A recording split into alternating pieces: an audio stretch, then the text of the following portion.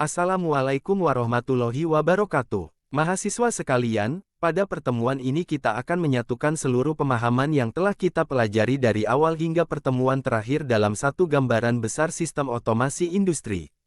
Seperti yang terlihat pada halaman awal, materi ini bukan sekadar kumpulan topik terpisah, tetapi merupakan satu sistem yang saling terhubung, mulai dari evolusi kontrol hingga implementasi HMI dalam sistem nyata. Hal yang perlu dipahami sejak awal adalah bahwa sistem otomasi industri bukan hanya tentang alat atau software, tetapi tentang bagaimana seluruh komponen bekerja secara terintegrasi untuk mencapai efisiensi, keselamatan, dan produktivitas. Gambaran besar sistem otomasi industri. Pada halaman 2 dijelaskan bahwa materi mencakup evolusi sistem kontrol, SCADA, arsitektur sistem, PLC, RTU, sensor, aktuator, dan HMI. Jika dilihat sebagai satu kesatuan, ini adalah rantai sistem. Sensor pengendali jaringan server HMI operator. Setiap bagian memiliki peran unik, tetapi tidak bisa berdiri sendiri. Evolusi sistem kontrol, dari manual ke digital. Pada halaman 3-4 dijelaskan perkembangan sistem kontrol. Tahap awal adalah sistem manual. Operator mengontrol langsung. Risiko kesalahan tinggi, tidak efisien. Kemudian berkembang ke sistem relay. Lebih cepat, tetapi tidak fleksibel. Masuk ke era PLC. Dapat diprogram, fleksibel, mudah dikembangkan. Dan akhirnya SCADA-DCS. Kontrol terpusat, monitoring real-time, integrasi sistem. Evolusi ini menunjukkan perubahan besar. Dari manusia sebagai pengendali utama, menjadi manusia sebagai supervisor sistem. Dampak evolusi terhadap industri. Pada halaman 5 dijelaskan dampak nyata. Efisiensi meningkat, proses otomatis, waktu henti berkurang, keselamatan meningkat, sistem mendeteksi gangguan, memberikan peringatan dini, produktivitas meningkat, sistem berjalan 24 jam, tanpa kelelahan. Ini menjelaskan mengapa industri modern tidak lagi menggunakan sistem manual. SCADA sebagai pusat sistem kontrol. Pada halaman 6 dijelaskan bahwa SCADA adalah sistem terpusat.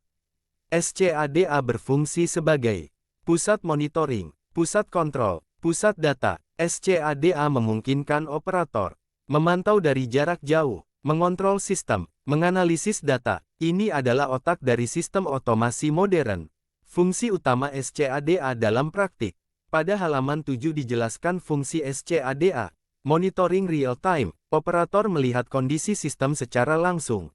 Pengumpulan data. Data dari sensor dikumpulkan secara otomatis. Kontrol jarak jauh. Operator dapat mengendalikan sistem dari ruang kontrol. Data historis. Digunakan untuk analisis dan evaluasi. Contoh nyata. Sistem tenaga listrik. Distribusi air. Dalam sistem tenaga, operator dapat membuka atau menutup sirkuit breaker dari jarak jauh. Arsitektur SCADA, sistem berlapis. Pada halaman 8-9 dijelaskan struktur sistem. Lapisan pertama, sensor dan aktuator di lapangan.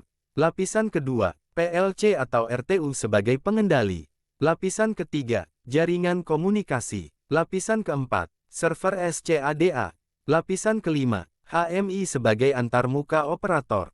Alur data, dari sensor ke operator, dari operator ke aktuator. Ini adalah sistem dua arah yang terus berjalan. Perbedaan dan peran PLC dan RTU. Pada halaman 10-11 dijelaskan perbedaan keduanya.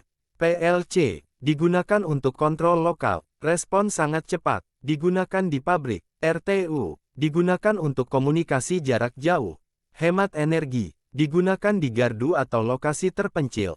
Keduanya bekerja saling melengkapi. PLC mengontrol, RTU menghubungkan, sensor dan aktuator sebagai INTERFACE fisik.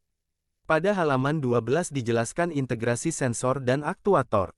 Contoh, sensor suhu RTD membaca temperatur. PLC membandingkan dengan setpoint. Jika suhu tinggi, PLC mengaktifkan motor pendingin. Motor bekerja, suhu turun, sistem kembali normal. Ini adalah siklus kontrol otomatis. Peran HMI dalam sistem otomasi. Pada halaman 13 dijelaskan bahwa HMI adalah jembatan manusia dan sistem. HMI memungkinkan monitoring, kontrol, pengambilan keputusan. Desain yang baik membuat operator cepat memahami kondisi, cepat mengambil tindakan, Prinsip desain HMI yang efektif. Pada halaman 14 dijelaskan prinsip desain. Sederhana, tidak membingungkan, konsisten, warna dan simbol seragam, prioritas, informasi penting ditonjolkan, ergonomis, mudah digunakan, desain HMI yang baik, mengurangi kesalahan manusia, meningkatkan keselamatan, integrasi sistem, studi kasus nyata. Pada halaman 15 dijelaskan sistem tangki air, alur sistem, sensor membaca level, PLC memproses, data dikirim ke SCADA, ditampilkan di HMI.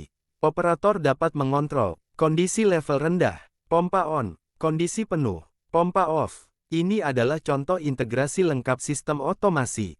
Pemahaman sistem secara menyeluruh. Dari seluruh materi dapat dilihat bahwa evolusi dasar perkembangan, SCADA pusat kontrol, PLC RTU pengendali, sensor aktuator interface fisik, HMI interface manusia, semua bekerja dalam satu sistem terintegrasi.